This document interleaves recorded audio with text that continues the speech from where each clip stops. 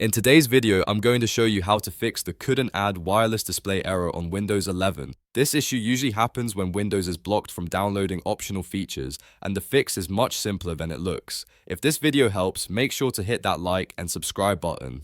Alright, let's get started. First, click on the Windows menu and open Settings. Once you're inside Settings, use the search bar and type Optional Features, then click on it from the results. Next, click on View Optional Features. This opens the page where Windows lists all available features you can manually install. Scroll through the list or search for wireless display. Now try to install wireless display. If everything works normally, Windows will start downloading it. But if you see an error that says couldn't add wireless display, don't worry. This is where the fix comes in.